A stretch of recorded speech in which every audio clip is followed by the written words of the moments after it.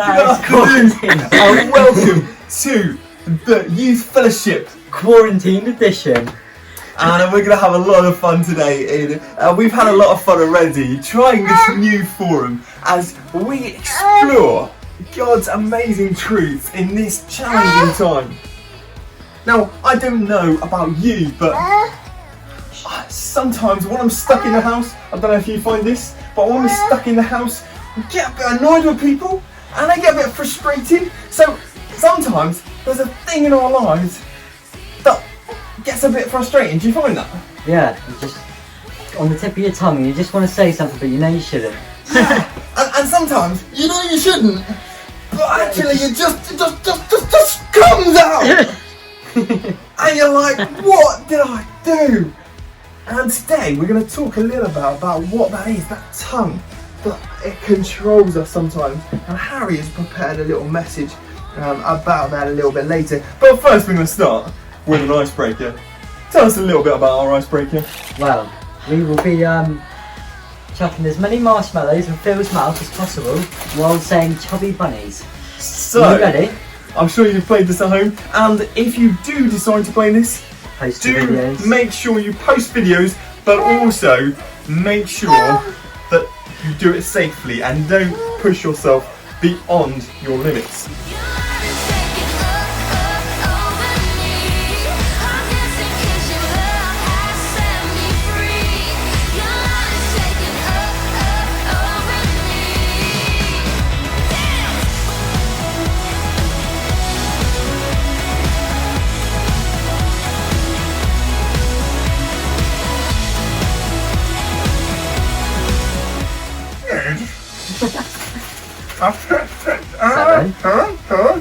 Seven.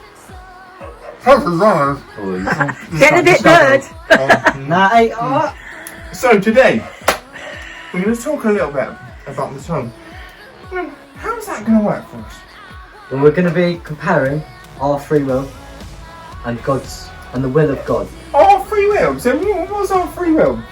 We have choices to do good, bad, help people, or not help them, act in our own selfish needs, and that is what God has given us. So I have choice. I can punch you in the face, or I can be really nice and give you a hug, but I won't because of coronavirus. 2 meters away, 2 meters away. Yes. And so our free will, and what else is there? God has given us free will, but His idea of us and what He wants is perfect. He doesn't want us to do evil, He wants us to do good. And what He wants of us isn't quite of what we do. And we do not always meet His expectations. We don't do it. So, I think I'm going to pick the good one this time. I'm going to be the will of God. What God wants my tongue to be. Well, I'm going to be us. Our free will, it can bring suffering. So it can bring suffering. Yeah. How can a tongue bring suffering? I hate you, Phil. You know what? You've done me wrong. And now Phil's upset, see? And he's suffering now. It's hard, isn't it? And there's so many words that are even worse than that. The phrase that gets me every time is sticks and stones will break my bones, but words will never hurt me. The biggest lie of all time. Because words do hurt. But also, words heal. So if I say, do you know what? You're doing really well at being involved in these videos. You've been an incredible support in the last few weeks as you've helped with groups. Thanks, Phil. It's given me a real boost of confidence and made me feel good about myself. And it helps, doesn't it, in situations where we need it. What else does our free will do? You see, with our free will, we can discourage other people, maybe out of jealousy or selfishness, to not want people to do better than us. So we discourage them and we use our tongues in negative ways against other people. Yeah. Or, you know what? We could encourage people. Like what I was just talking about, really. We could say how amazing you do things. And you know, all you young people are incredible. You do amazing things. God has given you amazing gifts and abilities to do awesome things. You're going to change the world. If you give your will to God and say, God, I want to do what you want me to do. But sometimes we do selfish things and we do what we want to do rather than what God wants us to do. Yeah.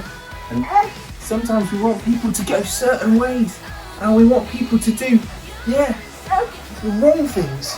But actually, do you know what? Jesus, in our last video, we were talking about how Jesus laid down his life for us.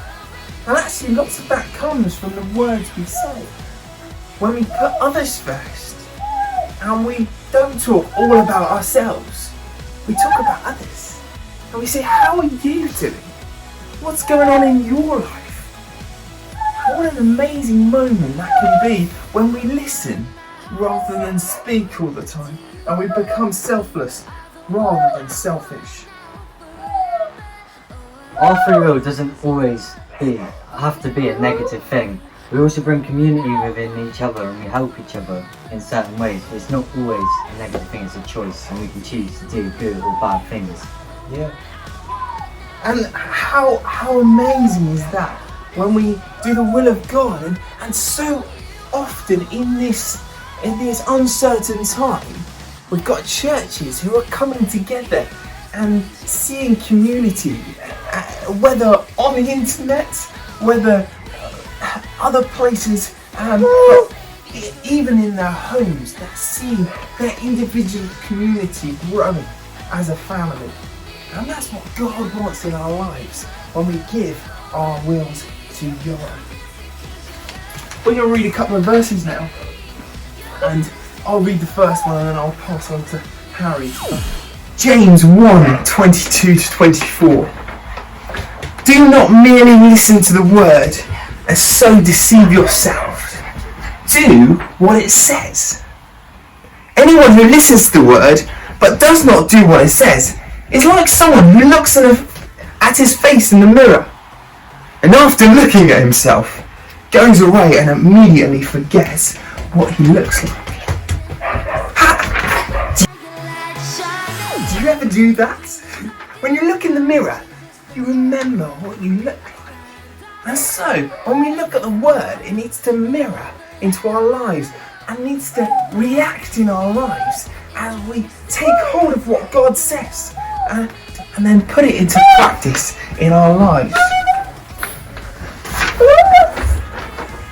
James chapter 3 verses 5 and 6 says, likewise the tongue is a small part of our body, but it makes great boasts. Consider what a great forest is set on fire by a small spark. The tongue also is a fire, a world of evil among the parts of the body. It corrupts the whole body, sets the whole course of one's life on fire, and itself on fire by hell. Our tongue is a small part of our body, but it has such a powerful effect on other human beings and on ourselves. It is important that we use it in a useful way to encourage and help people rather than discourage and hurt them. People see other people's profiles and forget who they are, dehumanising them. People deny bullying others online, but when we look in the mirror we forget how we have treated others.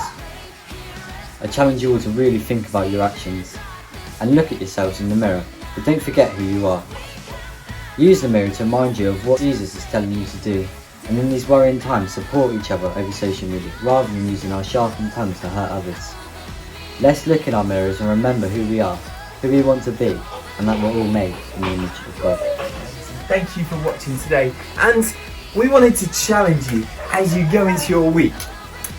What about looking at things around your home, or looking at a verse and maybe recording yourself talking about it? I'd love to share your thoughts on a verse with people, and I'd love to see what you see of God in your home.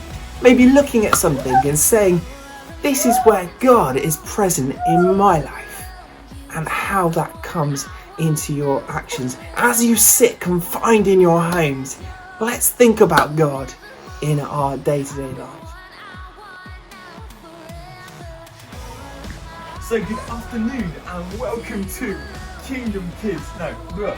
Alright, start again. Good afternoon and welcome to Youth Fellowship. So good afternoon and welcome to the Youth Fellowship.